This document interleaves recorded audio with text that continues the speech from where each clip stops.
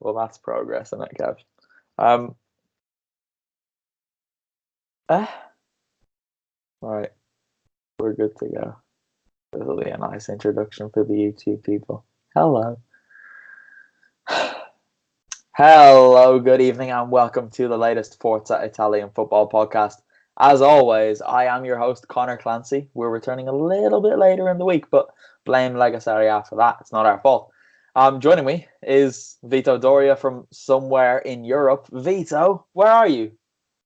I'm actually in Koblenz, Germany. So you're around the Rhine Valley. But tomorrow I'm heading to Munich. So you're coming into your final few days before you come to Italy, right? That's right. I'll be flying into Italy on Saturday morning. So I'm looking forward to that. And I'll be in Italy for 2.5 weeks. Excellent. I'm looking forward to that as well. Also joining us, sadly not in Italy this month anyway, Kev Pogorzelski. Kev, are you still wandering around Eastern Europe with questionable older women? No, I am back from Naples and Serbia, and no questionable older women sneaking up behind me in Southeast. What have you been up to? Can you explain what happened there? Well, firstly, I was in Naples for the Champions League tie between Napoli and Liverpool, and then I was attending the Belgrade derby between Partizan and Red Star for a book I'm attempting to write. Okay. Specifically on the woman.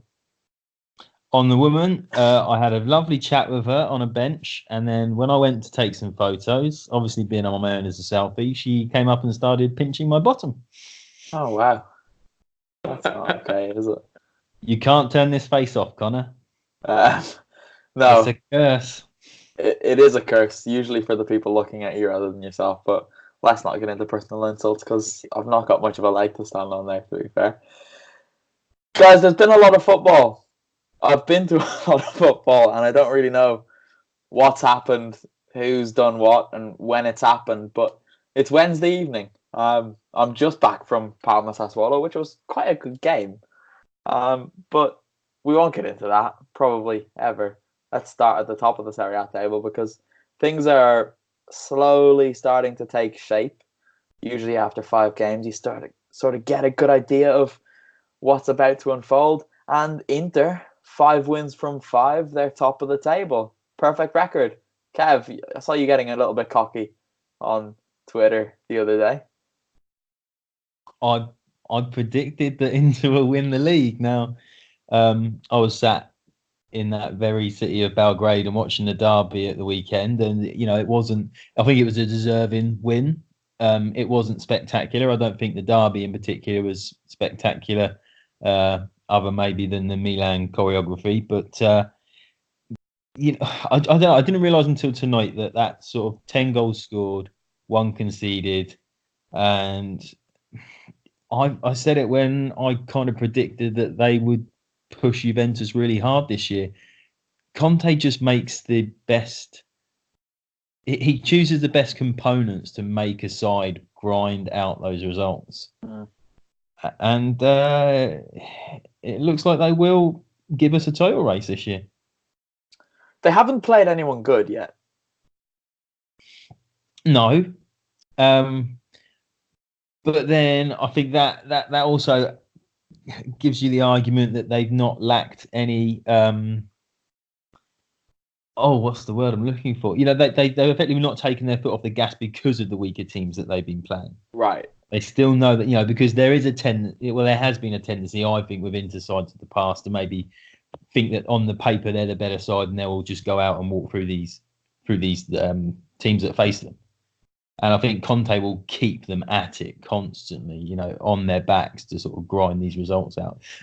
Almost knowing that these are where you're picking those points up, because if they were to go into say the latter stages of the season and be sort of 6 or 7 points ahead of Juventus, and they were to drop points against Juve, they're still in the lead. Yeah. I don't know. I do think there is a big change around Inter this season.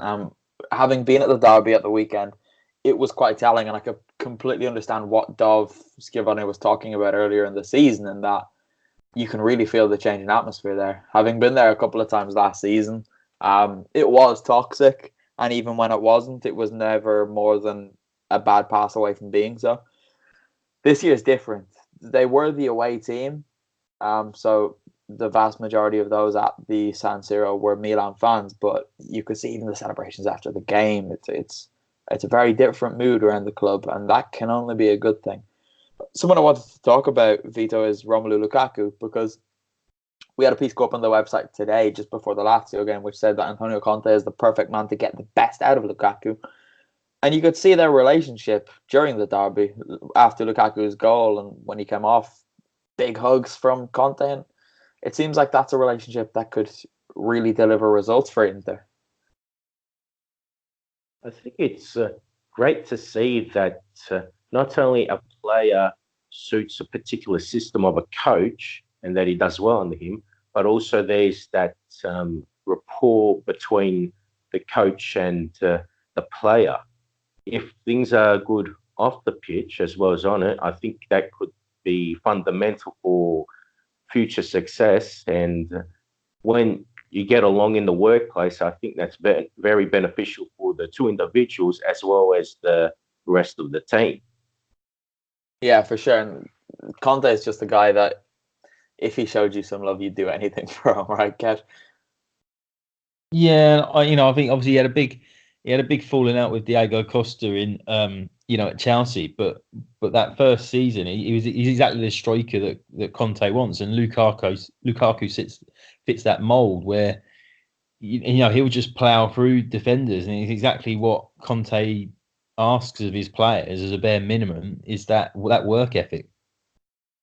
Yeah, and he had some not very great moments in the first half of the derby, but then by the time the second half came around, he was really different player. His hold-up play was fantastic, and he's always got that ability to completely bully someone, which can't be kind of understated or overstated rather. But yeah, I think Conte and Lukaku could be a combination that is definitely important for Inter. But who else did I want to talk about? Danilo D'Ambrosio. He got his goal in Wednesday night or Tuesday night. I can't keep tabs. Wednesday night. But he missed a big chance at the weekend. Vito, did you see this? Yes, I did. I thought that would have been an easy chance to make it 1-0. And he hit the post with that. It was rather puzzling and amateurish, to be honest. At least the goal against Lazio atoned for that. But that being said, if Inter did not go on to win the derby, it would have been far more scrutinised than what it has been. What made me laugh was moments later he had like an overhead kick or a sort of a bicycle kick that Donnarumma clawed out of the goal. It's like seconds ago or whatever it was, minutes ago, you've drilled it against the post, and now you've produced that bit of technique. Hang on, was that him? That was him, because I had to sort of look again to just double check it wasn't anybody else. Obviously, being at the stadium, and I wasn't there as press this weekend. I was there having bought a ticket. So obviously I didn't have the luxury of the little screens that show you replays. And I just assumed it was Lautaro, because I even said to my mate Pete, who was there with me, I said, nobody else at Inter has the technical ability to actually execute that, because it was a stunning strike. But wow, Danilo D'Ambrosio has shown a different side to his game. Slightly in love with him after that. That was amazing. But yeah, it was a good save. Lautaro Martinez, I was very impressed with him, at the weekend. I thought he gave Milan a lot of trouble. He didn't get a goal, but he did enough.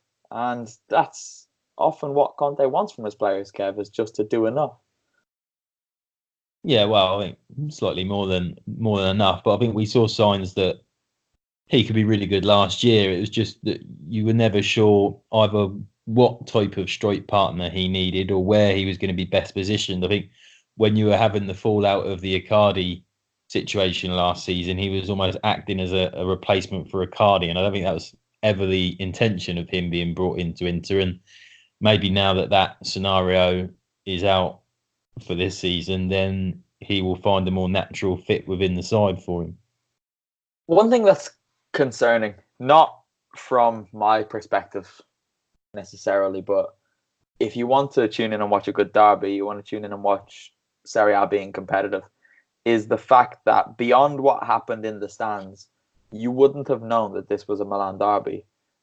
Milan were pedestrians. Inter were playing, and Milan were just kind of there for the majority. I know they had a couple of chances, but they are a long, long way short of what Inter are, and Inter aren't even world beaters right now, which is really concerning for the Rossoneri. But they play Torino on Thursday evening, obviously after this podcast is recorded and released. But Vito, it's a really concerning time for them.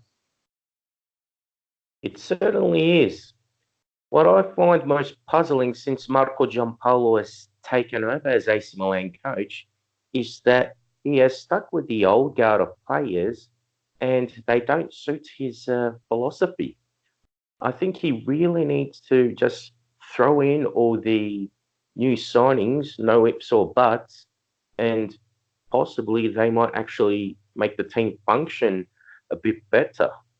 Is there anyone in Leao was particular? their best outfield player at the weekend. Yeah, he was good. I was surprised by that as well, but he was quite good. But even still, if you watch it back, Diego Godin kind of dealt with him for the most part. He just had a couple of flashes of excitement, which shouldn't be enough.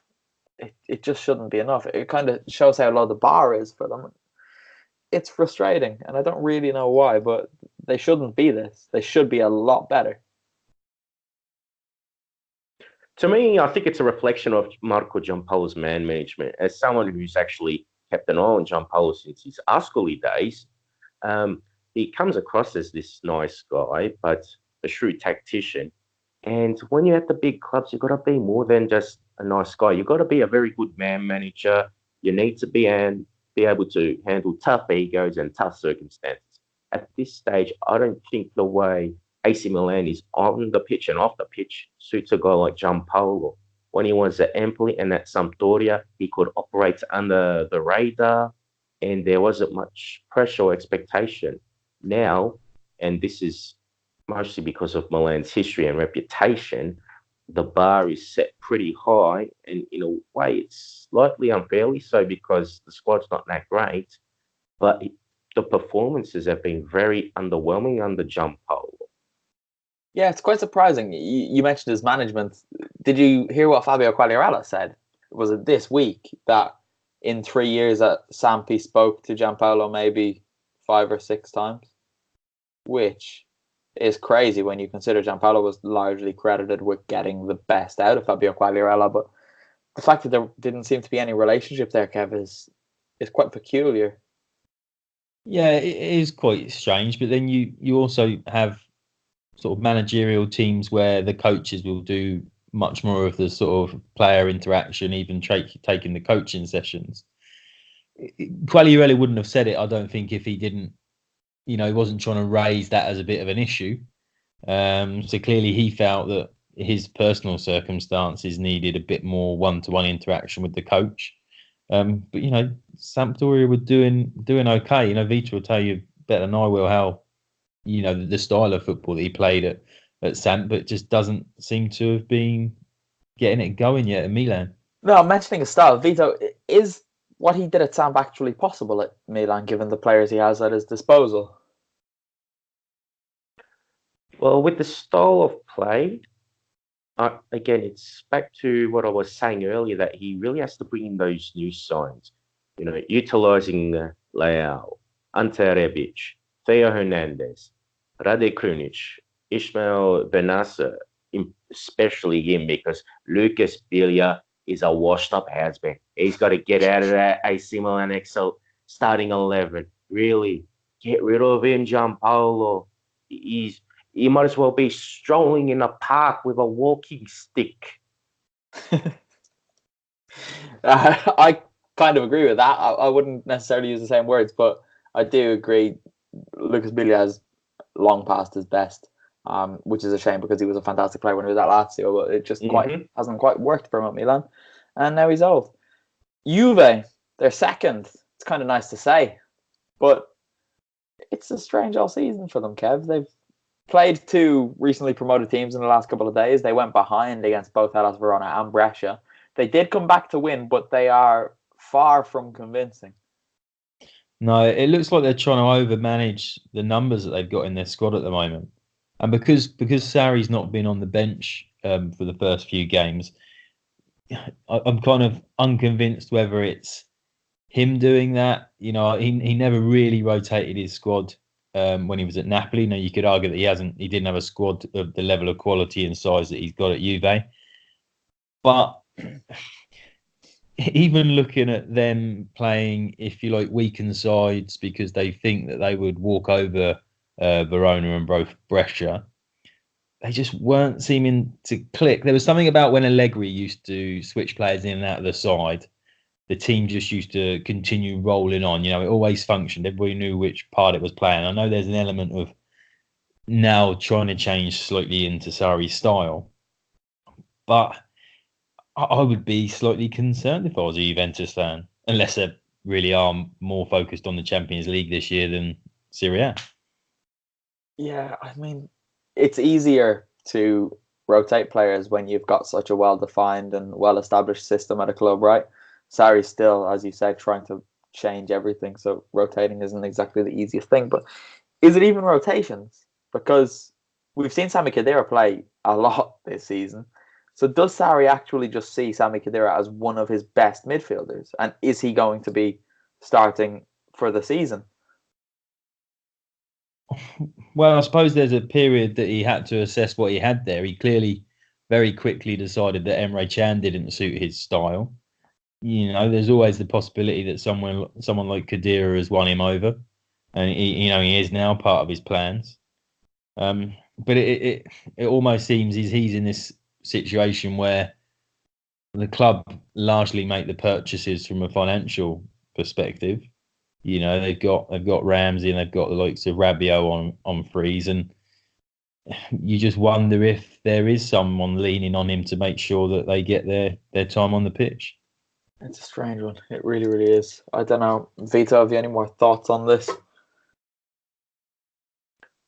I've seen on social media, I must admit, that there have been games where Juventus were leading with Sami Khedira on the pitch, and when he would be taken off for some reason or another, that's when Juventus concede goals. Whether it's his lack of presence that's because of that, or just basically a problem at set pieces, that's another factor too. I won't give a defined answer or pick one thing over the other, but yeah, it's quite strange that he's still in the team. But at the same time, his performances have been sufficient enough.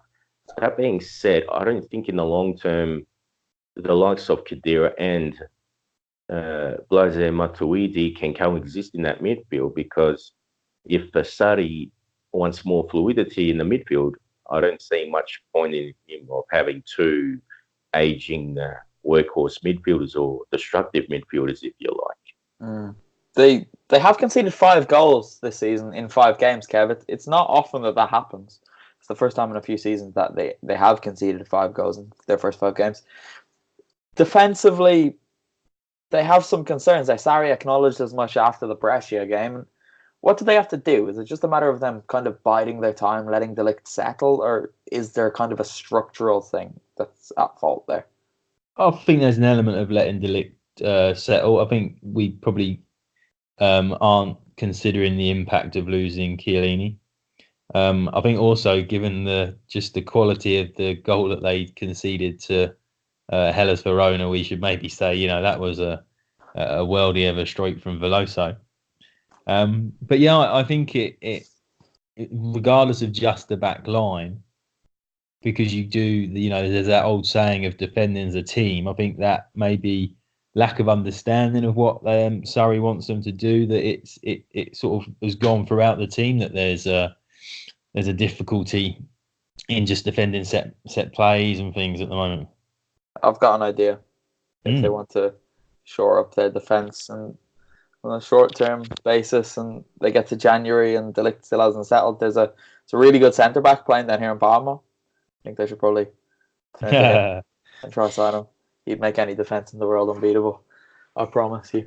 He kept a clean sheet tonight as well. But anyway, speaking of teams who keep clean sheets, finally, Kev, finally, Vito, Atalanta kept a team at bay. after the chaos at the Tardini the other day when they went 2-0 down to Fiorentina. Yeah, Fiorentina, but raced back to draw 2-2. They beat Roma away 2-0. And Gianpiero Gasperini afterwards said, "Let's say this loud, we've kept a clean sheet." What a moment. It's a turning point in their season. Kev, can they build on this, or is it just a blip and normality will resume and they'll start conceding goals again soon? No, I think they can build on it. You know, I thought that Roma, after getting a really, not convincing, but certainly important win to Bologna, would have given them a tougher time this evening. And I saw a piece that was written by someone regarding the defensive troubles of Palomino. Written by someone. Oh well, it was you, wasn't it? It was me. I couldn't remember if it came up as FIF staff or not at the top of the page, so I didn't want to make assumptions. But yeah, I kind of saw that even Roma were. Sorry, I'm getting away from Atalanta here, but I saw that Roma was starting with Chris Smalling and commented that I didn't think Zapata would have any trouble, and he was probably at fault for the Zapata goal sitting off him, allowing him to get to that close to take a strike.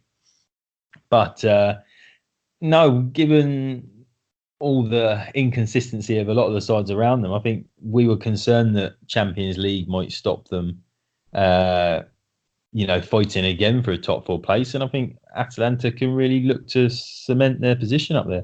Yeah, they're not bothered with it, mate. They're just going to write off the Champions League. You saw that. They got pumped 4-0. They're going to get put out the reserves, just get knocked out of that nonsense and try to qualify again. Yeah, take the money and run. Keep Duvan, keep Papu, keep Ilicic, and let's just have a good time in Italy. We don't need that European stuff. Vito, in all seriousness, this is a big win for Atalanta. They are third. I know it's very, very early, but it's a big win to win at Roma. Yes, it is. I mean, to be only, the third now, like you just said, and only Inter and Juve on top of them, so it's still quite a good achievement so far. And usually under Gasperini, they've needed a bit of time to rise this high up in the table. So to be third at this stage of the season is pretty impressive for Ladea. And also getting a clean sheet on the road, I think that's a big confidence booster for Atalanta, especially after the way they drew against Fiorentina. Particularly, as you mentioned earlier, how poorly Palomino played against the Viola. He's a real concern, because last season he really came into himself and he was a phenomenon at times, particularly in the big games against Juve. He was absolutely unbeatable. He was like a wall. I know Mazziello has the nickname of being the wall in Bergamo, but Palomino was phenomenal. But this year he's just been so erratic. Which he always was, even when he was good. But this year he's getting exposed for a little bit more. You saw he was definitely to blame for Fiorentina's second when he lost the ball to Chiesa and then got skinned by Chiesa. And the first goal, he just booted it in. It was a really, really poor attempt at a clearance after Chiesa shot. And yeah, there are still some concerns. Simon Kjaer played tonight, which is nice. A little bit of experience getting in there in the big games. But one thing that we've got to give Atalanta and Gasperini credit for, Kev, is that them winning 2-0 at Roma isn't really a surprise. I mean, you see this result come in, and you're kind of thinking, yeah, makes sense. Yeah, well, I think Roma, that was Roma's 5th attempt at trying to beat them at the Olimpico. So they've got a little bit of a hex over them at the moment. But yeah, you would still say that even given Roma's victory over Bologna, that Atlanta look a more cohesive team than them. It's there's still an element of, this weekend alone, you had the quality of Dzeko and Kolarov coming through to see Roma pass Bologna. They were largely pumping through Dzeko tonight, and they've not quite got themselves ticking as a team, if you like. Stick with Atalanta. They had that game with Fiorentina at the weekend. At the weekend? Yeah, this is the midweek round. They had that game with Fiorentina at the weekend, and the ending of that game, I mean, my God, I was trying to work at this. Can you imagine trying to write a match report on this? And I was sitting there with Alessio, who I've spoken about on this before, and it was 2-0. and Atalanta were probing, and we kind of just said there's no point in us even trying to finalise these match reports because we know what Atalanta do. Then they got their first goal, and we kind of looked at each other and said, okay, it's happening. Then it got to the the 93rd minute. They had that goal that was then disallowed, and we kind of thought, right, surely that's that. There can't be another one. So we kind of got our reports ready to go. And then Timothy Castagna. What a strike. What a result. There's something about the attitude of this team. I know they kind of froze in the Champions League, but they deserve huge credit. They never know when they're beaten, and it's a really, really good trait to have, and it's what kind of got them into the Champions League last season, so it's what could keep them there this year. But while we're on that game, there was the unsavoury incident that was reported by Dalbert. He heard racial abuse coming from the Atalanta Curva, I believe, and I'm hesitant to say it was chance because it wasn't racist chance. It very much appears to be an individual or a very, very small group because nobody in the stadium heard the chants. I had my friend Pete, who I spoke about, and my dad was actually at the game in the Curva, in the corner where Dalbert was reporting the racism to have happened, and they didn't hear a peep. So it's a massive shame. Obviously, one person shouting racist abuse is one too many. And you have to give credit to the referee, Daniele Orsato, who followed the procedure exactly as it was supposed to be followed. The incident was reported to him. He stopped the game for about 4 minutes and made sure the announcement was made. So some positivity to take from this, Vito. Definitely.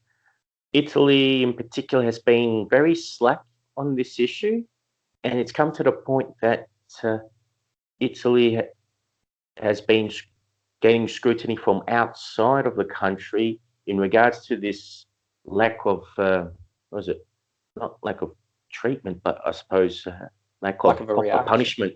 Yeah, lack of reaction, yes. So I think now by seeing what the referee did, I think that's a good step.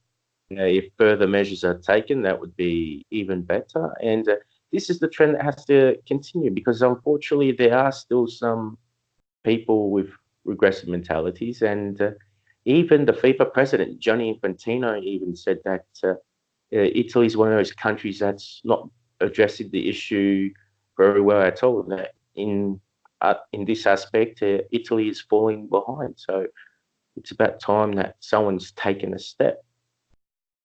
Yeah, Atalanta. Kev, go. Was it correct to that? I think I saw some reports that some of the stadium were whistling the announcement, and I just wondered what I was going to get onto. What happened there, or that did happen, but what it seemed to be was the game was stopped and nobody knew why. Like, not a person in the stadium had a clue except for the person who racially abused Albert probably knew what was happening. In the press box, we had the TV screens. We didn't know what was going on. We could just see that Dalbert was upset about something, but obviously you don't know what it is, right? And they had the usual chance of we're not Bergamasco had been coming from the Fiorentina end, and the chance of we're not from Florence had been coming from the Atalanta end. And a lot of the time you hear that about Napoli, and that warrants the announcement to be made that you can't do these territorial chants because then the game will be cancelled. So what it seemed like was everybody thought the announcement was in response to those, and everybody was thinking this is ridiculous, so they booed that. I don't think anyone in the stadium knew what they were booing when it happened because it did seem like that hadn't actually happened. And my first thought was that's a bit of an extreme reaction. You don't always get that. You get it when Napoli play, but you don't get it when Milan play Brescia and they criticize Bresciani for being Bresciani. But yeah, it was a strange one, but it was reported as if it was something bigger than it was in that situation because obviously it's a sensitive subject, but I don't think they were booing knowing that someone had actually been racially abused. So that was kind of misreported. But I think that's enough on that for this week. We can move down the table to Napoli. They beat Lecce 4-1 at the weekend, but this evening they lost against Cagliari 1-0. Kev, have they run out of goals? Yeah, that's what I wondered when I watched the highlights back. We can give Robin Olsen some credit for once over some of the saves he made. What? No, there was some good saves in there. From who? From Robin Olsen. I thought I'd have to watch the entire 90 minutes to believe it with my own eyes, but actually he pulled off some good saves. At the start, oddly, it looked like they were just being wasteful in front of goal, but they kind of found their feet, and he pulled off some pretty important ones. There were a couple that looked a bit. He fumbled one that then went round the post that looked probably better before you saw it in the slow-mos. But yeah, as I said before we came off air, I think that the amount of dominance that they had tonight against Cagliari didn't really help them at the end of the game, where they'd almost forgotten that they were playing an opposition attack because the Castro wasn't the goal scorer. It was, I think. Castro was the goal scorer. Yeah, just drifted straight in between the middle of the defence and powered a header home. And it because it's when I saw how late they'd scored, and then I had to watch the highlights back, I kind of assumed that it was going to be a breakaway goal. Because one of those things where you're putting that pressure to try and get that late goal, and then they just break on you. It actually just looked like they'd forgotten that they actually had to take part in that part of the game. Yeah, basically the story of Atalanta seasons for the last couple of years, to be fair. Just forgetting about that side of things. But Napoli will be okay. I don't really want to talk about them too much. But actually, Vito, Fernando Llorente is settling in quite nicely down there. He has. He's 34 years old now, but let's remember that he was a key component of the Spurs' run to the Champions League final last season. So despite his age, he's still got some form and fitness about him. Scored twice against Lecce. And surprisingly, I think he can be a good asset for this Partenope side. I was surprised to see him and Eric Milik both start together at the weekend. Nice little experiment from Ancelotti. But yeah, more of that, please, Carlo. Cagliari, Kev, they're fifth. I know. I think I'd still be a little bit concerned because that was their first clean sheet of the season, and Robin Olsen, after giving him praise, is a little bit of a liability. You're unbelievable. Yeah, but they had a solid win over Genoa. I kind of thought Genoa would be doing a little bit better this year, but they're doing their same old inconsistent swing. Yeah, I just don't know how long Cagliari can keep it up for, really. Why do you have to be negative? I think why can't they keep it up? They've got an okay squad there. They've signed well. Robin Olsen might actually be good for them because he doesn't have to concentrate. He can just face shots. They've brought in Rajan Angolan. They've got Giovanni Simeone up top. I think they could do okay, Giovanni Simeone actually did really well against Genoa at the weekend. Do you know what? Simeone is a very, very good striker. It went stale for him in Florence, and he needed a move.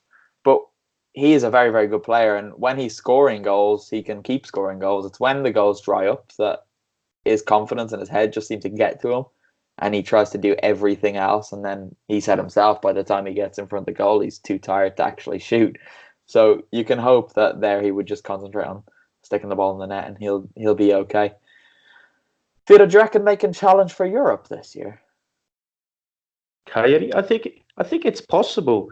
If you look at the midfield they've got now, it's much better than what they had last season. And they've got this win against Napoli without Rajan Angolan. So, if once he's in good enough fitness and all that, it all added another dimension to the game. Castro, when he scored that goal, that was Pavoletti-esque. So when you have other options to score with a header, I think that's a big bonus. Not only that, okay, Olsen's there now, but when they can get Cranio back, they'll have another good goalkeeper there. And Cranio is he's a third choice goalkeeper for Italy for good reason, or sometimes he is. So I think this time they're doing much better. It's the second year under Rolando Maran as coach, and if they keep this up, I would not rule them out. Yeah, well, look, Cranio's a better goalkeeper than Robin Olsen. I don't think there's much doubting that. Bologna, Kev, it's gone a bit wrong for them. They lost against Roma at the weekend and they drew this evening against Genoa. But that's sort of what you'd expect from Bologna, right? They're not going to be winning all the time. Yeah, I should have never have written that feature. Right, actually, while you've said this, you wrote about can't. how good Bologna were and they've not won since, and then you wrote saying Fiorentina should sack Montella, and then they went and won for the first time in 19 games. I know. Maybe it's insight there from Mr. Pogorzelski. No, I mean less so the defeat to Roma. I think Mihajlovic would have really wanted a reaction at Genoa tonight, and to not get it would probably really shoot a hole in my theory that they might be able to get Europa League football or challenge for European places. It depends. It's an interesting situation at Bologna, because this is almost, although they won after he'd gone back in for treatment, I think it is going to be a very up and down season if he's not around, and if his personality and his sort of physical presence in the training ground and at the coaching them has a big impact. If he's not there, then this is maybe where we can see the swings in their performances. Yeah, you would kind of expect that in a way, right? It's not going to be an easy situation for them all season, but they'll be all right. Lazio, Ciro Immobile was a very, very, very angry man on Sunday evening. And I can't really work out why. He got taken off, but he lost his head. And then obviously he didn't start this evening. And Simone Inzaghi said that it absolutely was not in response to his attitude at the weekend. But let's be clear, it absolutely was. Vito, can you understand Immobile's fury? For sure. He's a key player for Lazio. And when he's on his best form, he's the guy that makes Lazio tick. He's the one that scores the goals. He's the talisman. So when around that time, to take him off, I think it was a bit of an odd one. So, but as Immobile's been around for a bit now, right? He must be thinking, okay, I've had my injury problems in the last few years. We've got 3 games in 8 days. If I'm being taken off in the first of those before playing Inter, fair enough.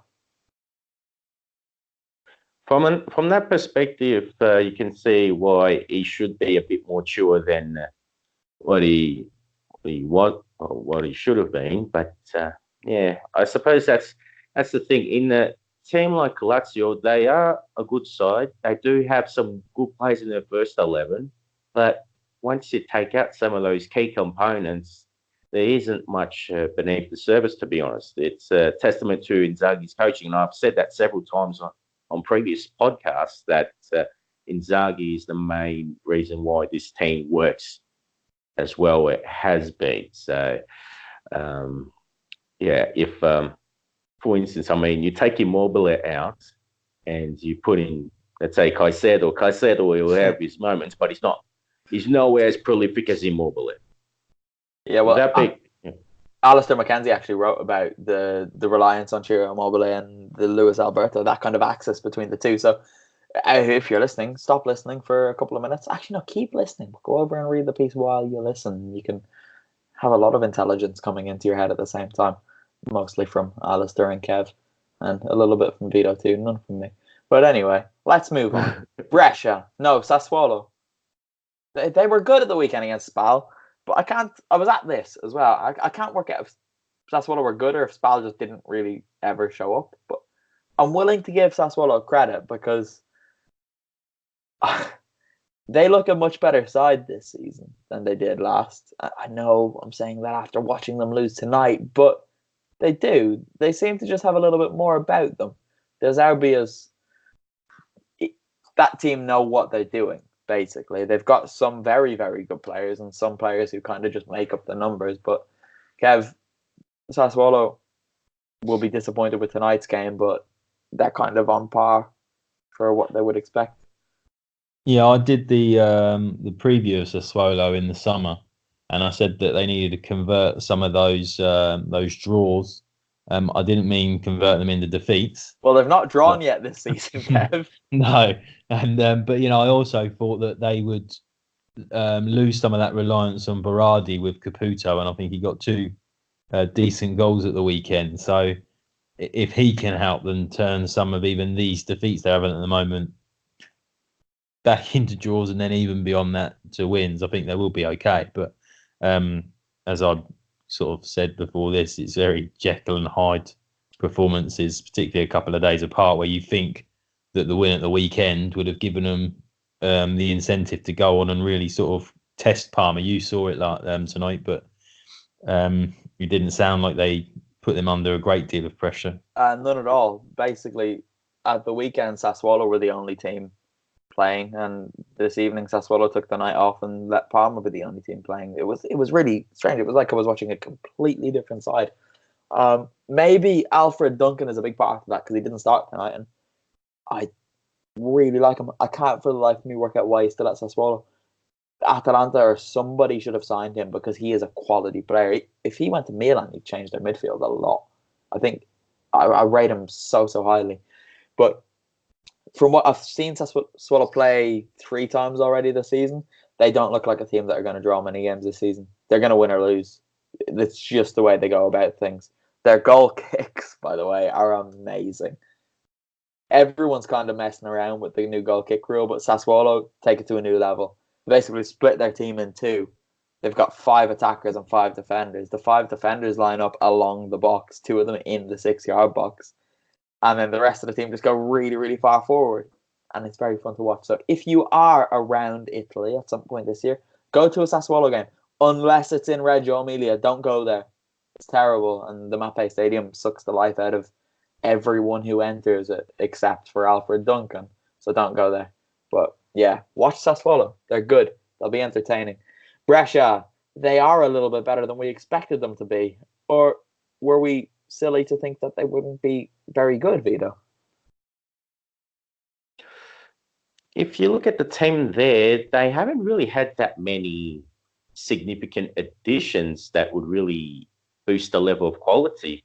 They still have kept most of the core of the team that brought them Serie B promotion, or promotion from Serie B, sorry. So I think so far they've actually done reasonably well. And Eugenio Corini, the coach, has probably surprised me the most, because when he was coaching Kiev, they played some of those most rigid and dour football like most of the other coaches they've had this decade. So see Brescia being open, trying to play a more technical style, I think that's really appealing. And now with Balotelli in the team, he can add another dimension to the play.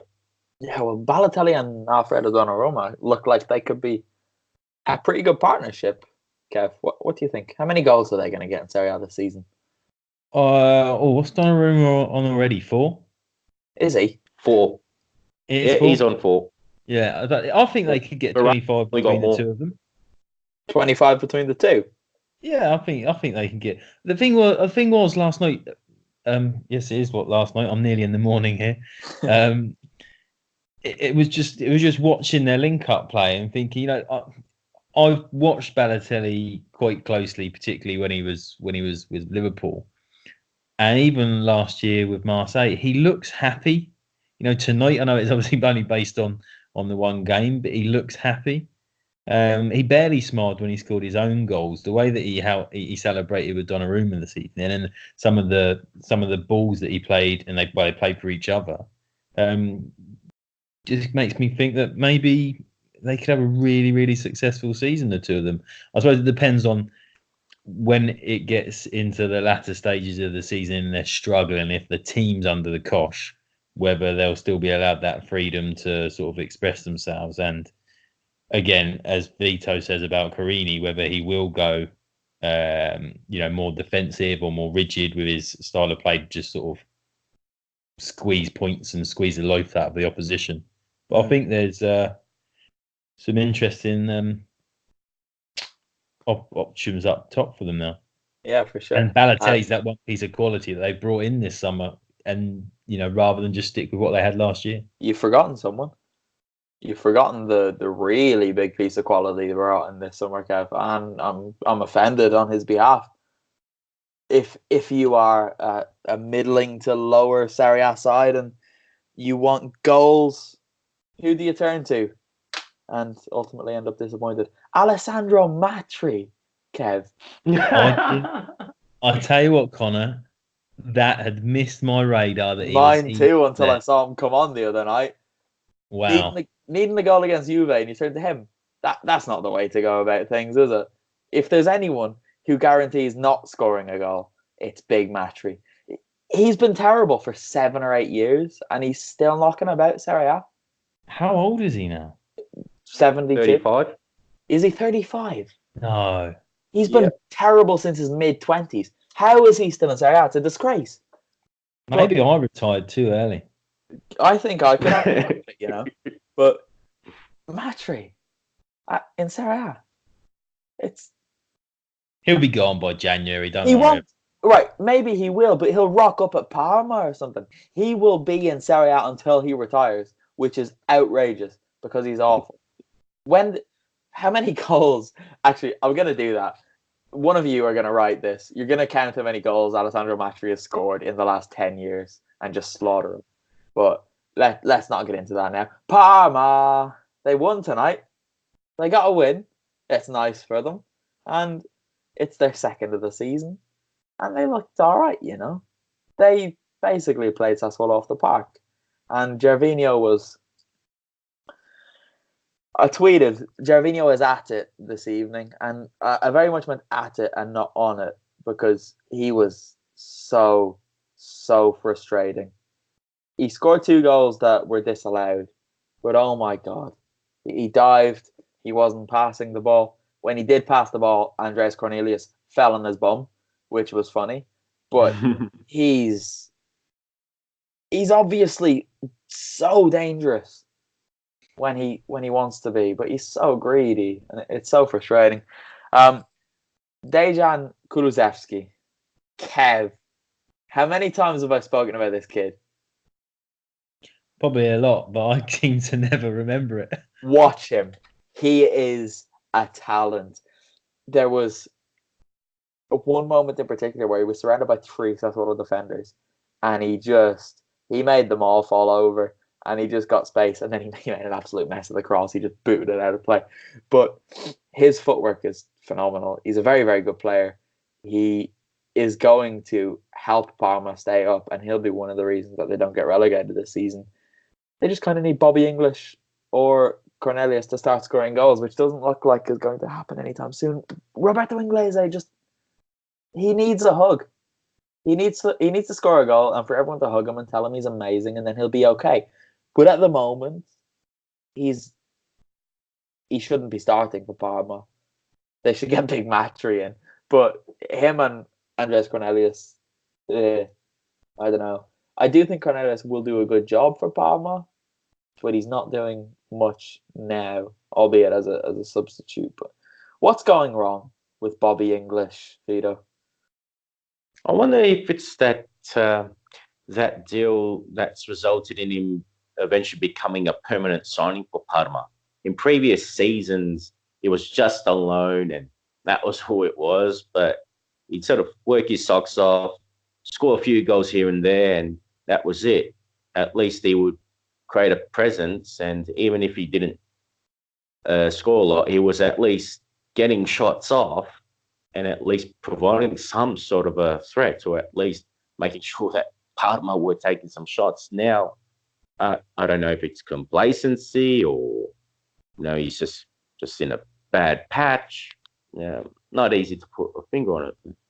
Yeah, probably for Parma's sake, surely the fans would be wanting him to turn around as soon as possible, because I think he has been really wasteful when I've seen him play this season. It's strange because he's quite a likable guy, and I know that last season, around February or March last season, he was told that he had a place at Napoli this season, and he was kind of looking forward to going back there. He went back for the summer, and then obviously was sold back to Parma, which must have been a bit of a kick in the teeth for him, because he was quite looking forward to going back to Naples, and then obviously there were the links with Atalanta as well.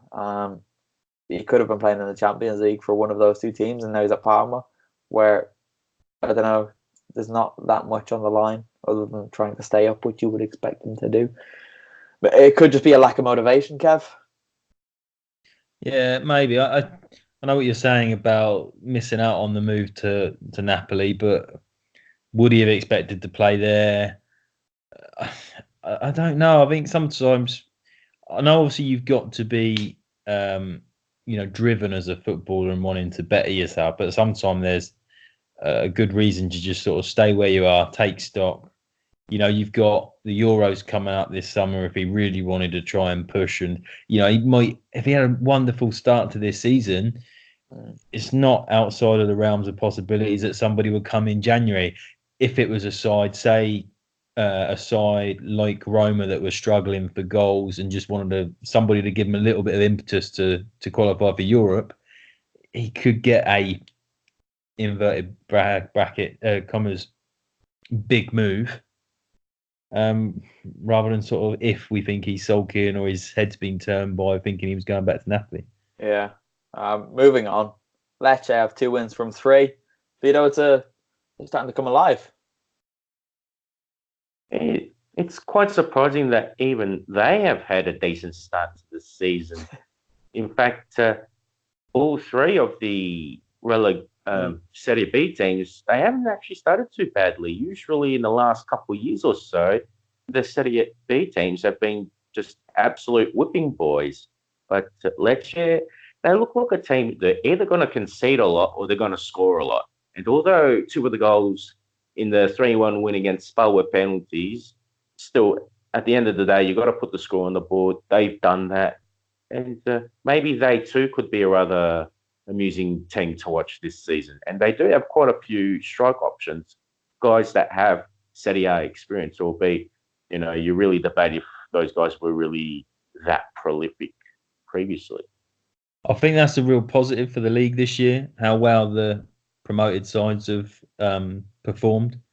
Because in the last couple of seasons, they've been so poor that almost it's led to several of the other sides knowing that even if they have a poor run of form, the others are probably going to have an even worse, average across the season and not be at threat of relegation. I think it could make it even more exciting than what last year's relegation run was. You would hope so. It's just really nice to see, I think, from the promoted sides that they've already got quite a few points on the board. Speaking of things that are nice to see, Fiorentina, they've actually won a football match. Yeah. Since first time in, 19 games? Wow. First win since February. Ridiculous. But they did cause their own problems against Atalanta and they came close to winning there. Obviously, they didn't. But Kev, it was only Sampdoria that they beat. Yeah, I know obviously Samp probably over the course of a season should be a stronger side, but this was 2 sides really sort of struggling at the start of the season. It could prove the catalyst for Fiorentina to get a few more points on the board, but I think we really need to see more than just sort of a 90 minutes from them. This is me trying to stick my Montella out. They've had more than 90 minutes though, because they were quite good against Juve. They were good for 1 half against Atalanta, and they were good again tonight. So that's 2.5 games where they've been all right. They were wasteful against a Juve side that we have said struggling to sort of.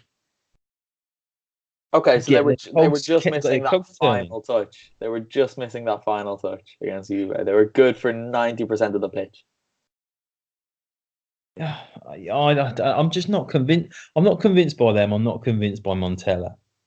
I've never really been convinced with Montella, and I don't want to sort of make this out to be that I'm anti Montella, but there's just something about him. It's like when the end of last season was so bad, and to not almost look like they resolved much of that, other than getting Ribéry in, keeping hold of Chiesa.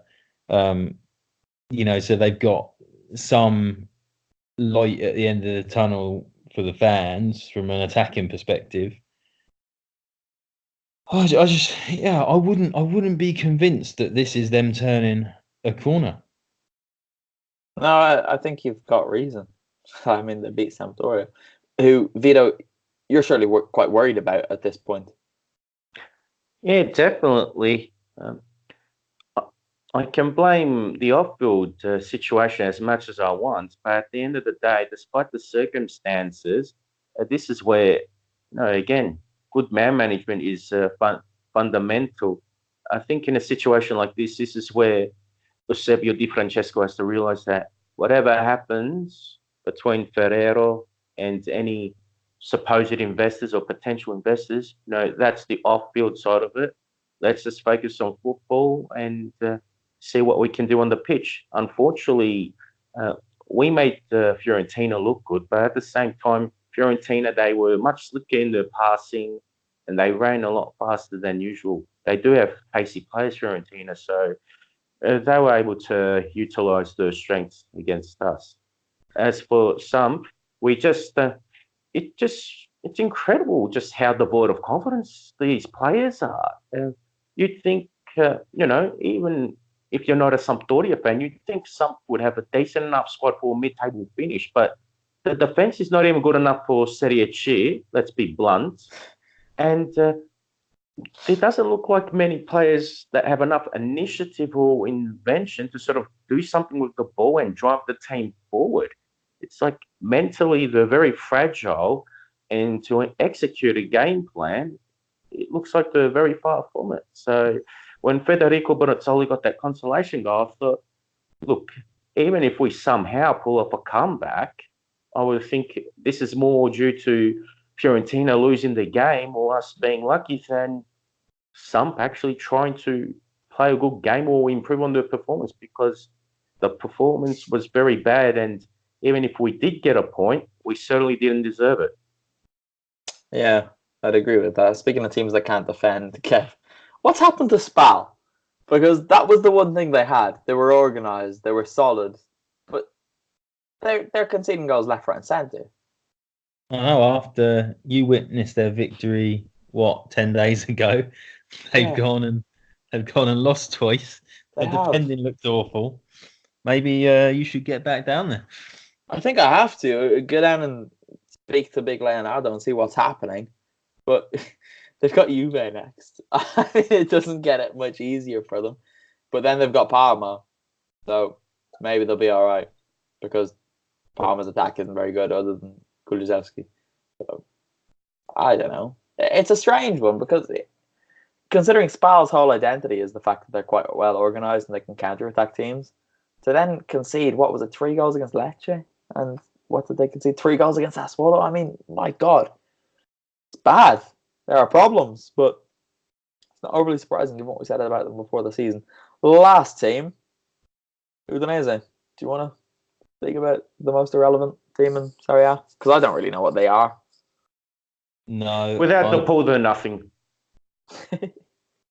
Go Vito. I was going to say nothing other than I think they're irrelevant. Yeah, I think they are too. Even in terms of geographical location, I mean, it's difficult to get over there. It's a lovely place. So I've heard. I went there once in 2012 when they were in the in the Europa League, I should say.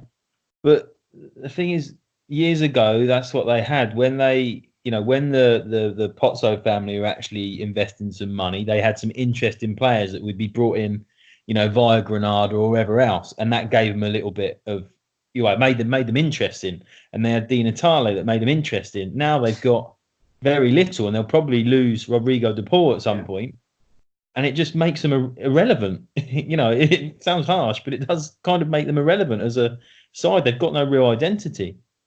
I agree. Well, they're now on the longest winless run in Serie A. Obviously, they've won. What was it? Their opening game of the season. They've lost 3 and drawn 1 since. So there are problems. A few of us predicted them to get relegated this year, and I'm quite happy with how that's unfolding at the moment. They don't look like they're showing any signs of turning things around. But who knows? They'll probably go through 5 more managers between now and the end of the season, and maybe one of them will string together enough to keep them up. But let's not talk about them, because I can't be bothered, to be honest with you. We've been doing this for an hour, and who wants to talk about Udinese? Who wants to listen to us talk about Udinese? So let's put a bullet in this, shall we?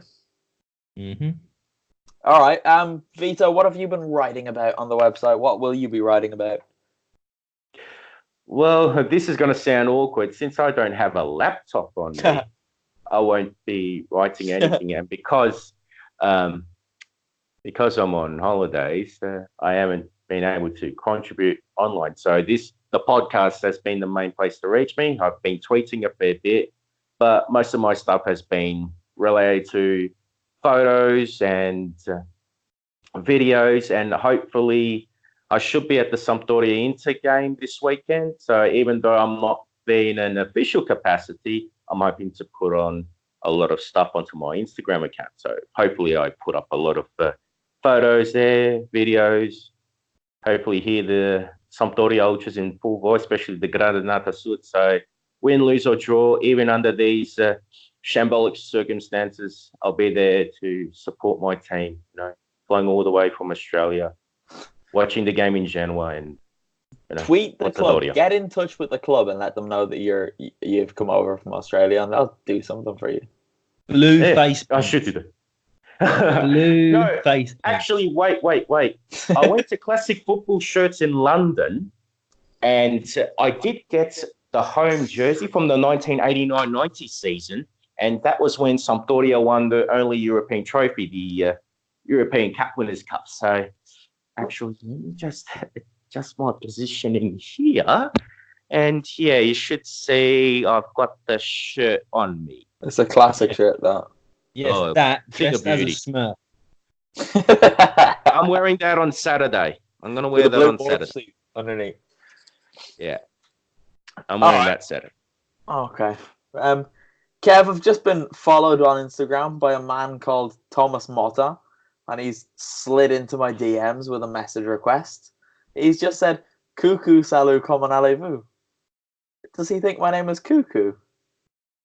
Because, interestingly, it's not the first time I've been called that. It's a name that I seem to get thrown at me quite regularly. I don't quite understand why, but a random Instagram man with a picture of a dog. That's I just get Eastern European ladies on my Instagram asking if I'd accept a direct message, and I just delete them. So it's probably that woman that was following you around. I'll be the German ones. Kev, what have you been writing about, or will you be writing about? Well, I did write about Montella. I obviously wrote about Mihailovic's impact. I have been asked to compare Milan's current situation and downfall over the last few years in comparison with my own beloved Liverpool and our struggles to recover our success of the 80s, should we say. So that will be coming hopefully by the end of the week. Beautiful. I've been writing a lot too, Can't remember what about now. Wrote something about Parma. Wrote something about Atalanta. A little bit about Fiorentina. A bit about Juve. And I'll be writing more about Parma. So go over to ForzaItalianFootball.com to read all of that. Fascinating stuff. That's us. Kev, you look like you want to say something. I was just going to ask, where are you this week? Do you know? I don't know where I am at this very moment, to be honest with you. Classic last minute Italian. No, we do have the accreditation in, obviously. Let me take a look. On Saturday evening, I'm just down the road. Reggio Emilia for Sassuolo Atalanta, which could be fun. Two teams who don't really concern themselves with defensive work. On Sunday, I am hoping to get to Milan in an official capacity or not to see Milan Fiorentina, because I think Vito is going to be there at that one. And then on Monday evening, I'm back down here in my hometown of Parma for Parma Fiorentina. No, Parma Torino. That's not as fun. Oh, I thought it was Parma Fiorentina. I got confused. Fiorentina are playing in Milan. I'll predict now that we're going to be talking about a low-scoring encounter. Parma Torino. No, we won't talk about it. We'll do the pod on Sunday night, so we don't have to do it. We'll see. But yeah, I wouldn't bet against you in that situation. Vito is very close to the camera. The listeners don't care. Let's end this. Thanks, everyone. Goodbye. Ciao, ciao. Bye-bye.